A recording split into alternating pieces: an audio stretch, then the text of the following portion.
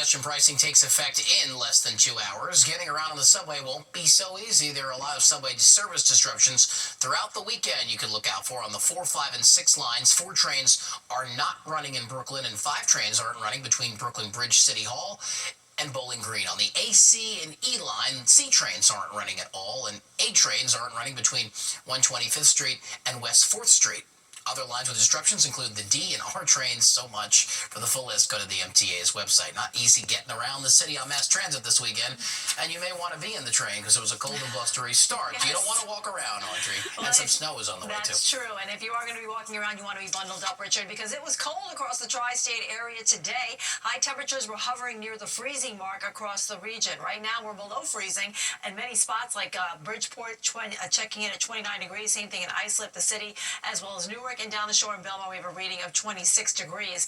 Mostly clear skies out there right now. A couple of snowflakes flying well off to the northwest here. They're coming downwind of the Great Lakes and clipping portions of Sullivan and Ulster County. But we're going to stay dry for the most part tonight underneath mostly clear skies. Temperatures will be chilly, too. We're dropping down into the 20s in the city. We'll be in the teens in some of the suburbs. We are anticipating this colder air mass to set the stage for a snow event. That'll be happening on Monday, and I'll have the details coming up. Richard? Thanks, Audrey. New tonight, the NYPD releasing new images to our nation's capital now, where President Joe Biden awarding the nation's highest honor for valor to 2 of New York's bravest. The Medal of Valor is given to civilian officers who go beyond the call of duty with personal bravery and self-sacrifice. Lieutenant John Vanderstar, honored for rescuing a mother and child from a burning apartment in the Bronx back in 2022, and firefighter Brendan Gaffney was honored for saving an unconscious child and a pregnant woman from a burning building in Inwood in 2023. Congratulations to them. And today, President Biden bestowing the Presidential Medal of Freedom to 19 of the most famous names in politics, sports, entertainment, civil rights, LGBTQ plus advocacy, and science. Former Secretary of State Hillary Clinton and actor-director Denzel Washington were some of those awarded the nation's highest civilian honor. Others included Jose Andres, Bono, Magic Johnson, Michael J. Fox, and Anna Wintour. You feed the hungry. You give hope to those who are hurting, and you craft the signs and sounds, our movements and our memories. You know, it's amazing. Your innovation, you inspire, you bring healing and joy to so many lives, otherwise wouldn't be touched.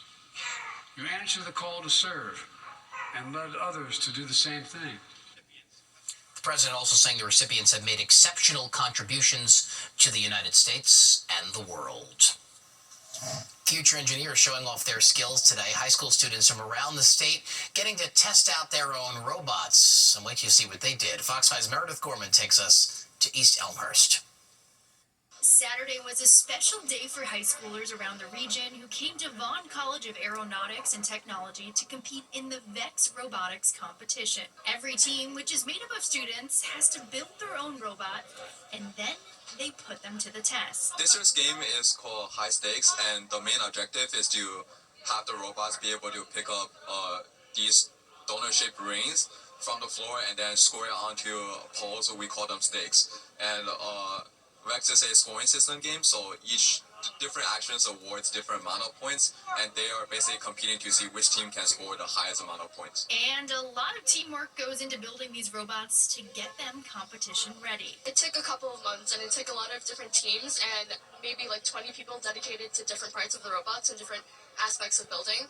But the payoff is an intricately built robot. The goal of the game is to pick up the discs and put them onto the green stakes. So particularly our bot, it's going to pick up the discs using our intake here. It comes up the conveyor belt, and then this part, the conveyor belt kind of throws it over and onto the goal, which gets held by this piece down here.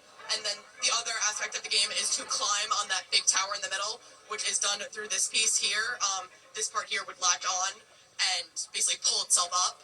And then the goal is just to get as many of the things onto the goals as possible, just to score the most points. A bunch of high schoolers competing to win the grand trophy and advance to states. Reporting from Queens, I'm Meredith Gorman, Fox 5 News. It's just so great, Audrey, to do anything inside this whole weekend. The rest of the week. You're going to like that for the rest of the week too, Richard, because Yeah. we're expecting very cold temperatures and we'll be below average for some time now.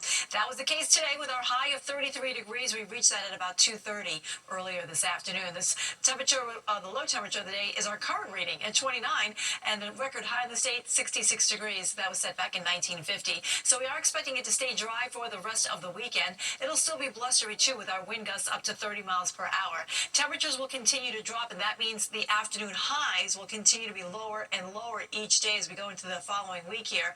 And that cold air is going to set the stage for a snow threat on Monday. We'll have we'll take a look at that one in just a minute here. Right now we're below freezing across the region. Most of the area is in the upper 20s. These numbers are a little bit colder than they were at this time last night, and the winds, they're not helping anything here. We are sustained winds between 10 and 20 miles per hour. The gusts are as high as 28 miles per hour in Central Park, 29 in Islip, 26 in Bridgeport, and 25 down in the shore in Belmar. Now, when we combine those wind gusts with the current temperatures, this is what it actually feels like outside. Wind chills are in the teens across many spots, although we're down to 9 degrees right now for a wind chill factor in Monticello.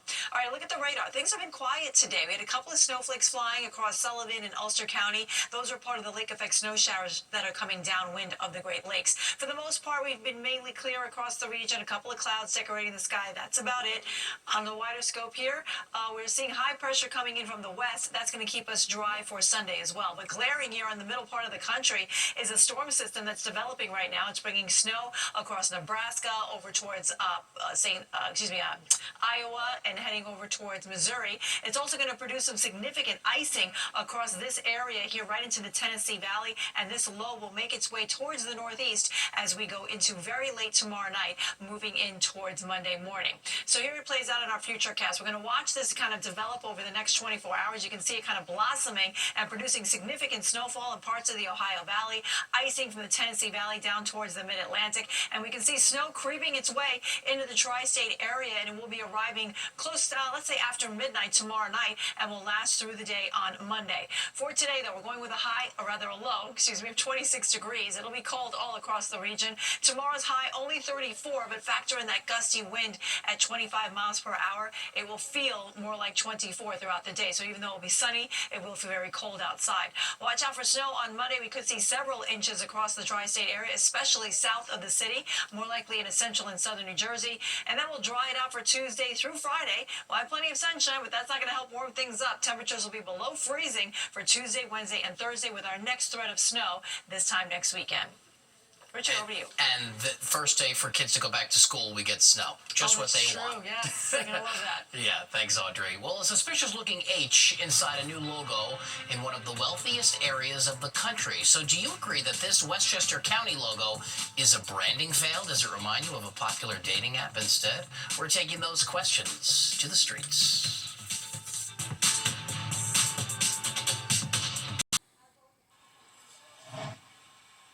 Westchester County is getting roasted for its new logo, and some are pointing out that it seems to look just like the branding for a popular dating app.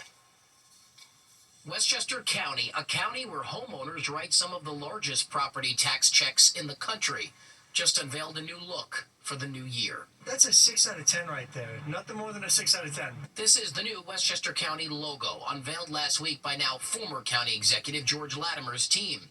But as soon as it was rolled out, many took to social media to slam the design and its reported 6 figures spent on the logo. Why is the H like that?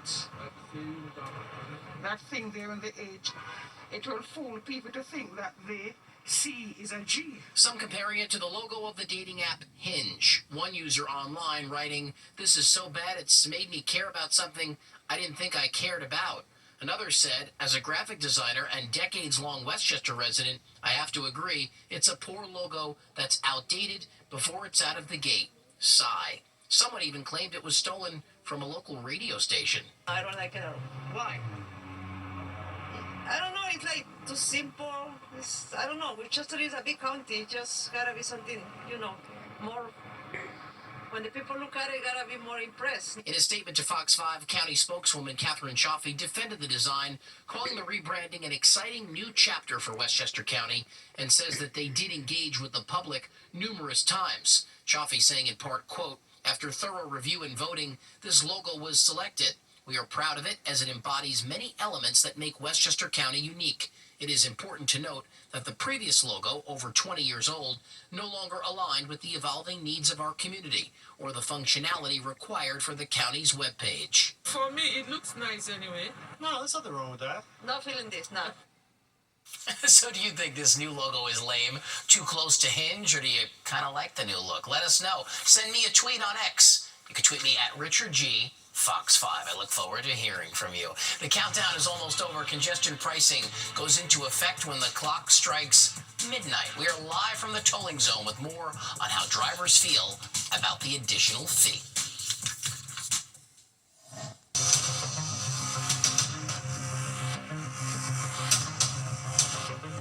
Welcome back to the 10 o'clock news. In just about an hour, drivers entering Manhattan at or below 60th Street will be hit with a new toll. Despite a tumultuous legal battle, congestion pricing goes into effect at midnight. Fox 5 Jessica Formosa has been on this all night. She's live from Columbus Circle with the latest. Jessica.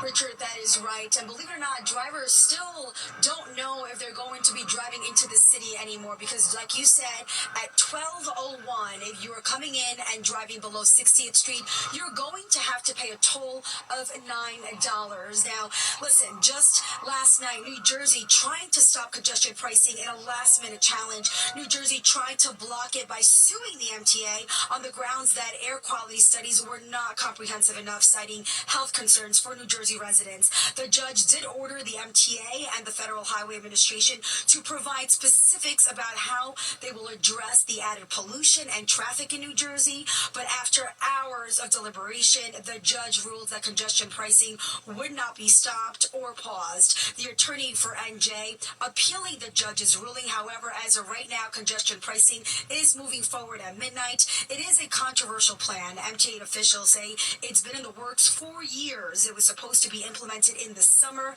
but at the 11th hour, Governor Kathy Hochul put a pause on it. The toll then was supposed to be $15.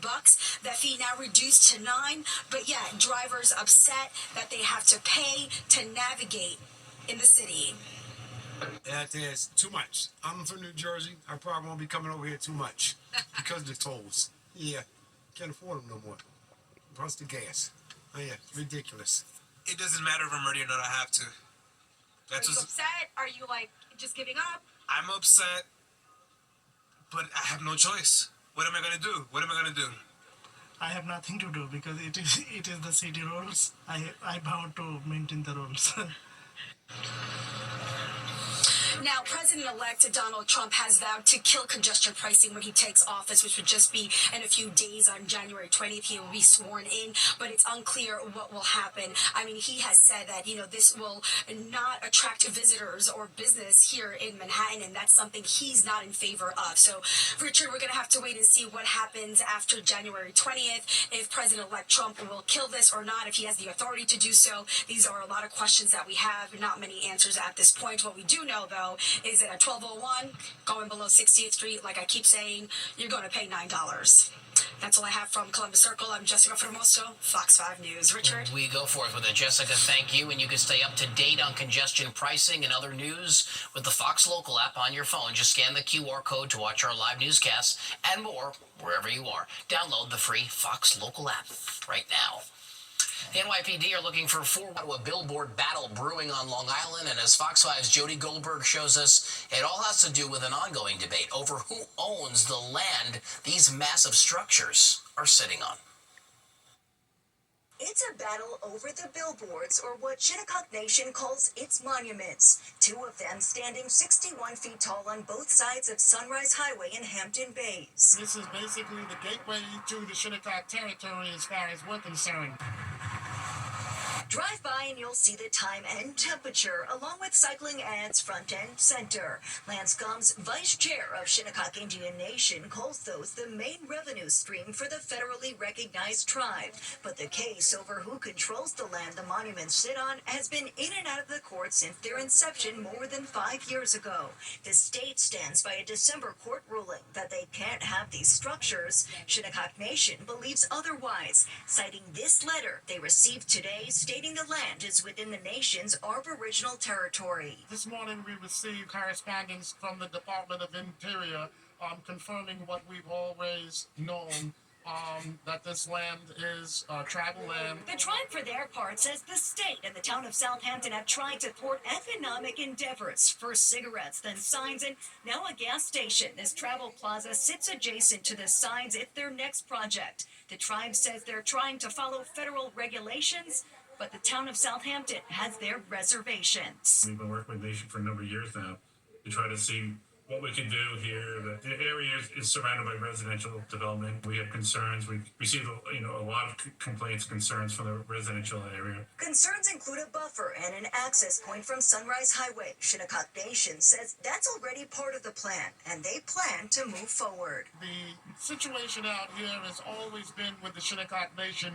for 400 years, or since first contact, the NIMBY situation. Not in my backyard. It's okay for us to do it, but it's not okay for the Shinnecock to do it, and those days are over. In Hampton Bays, Long Island, Jody Goldberg, Fox 5 News.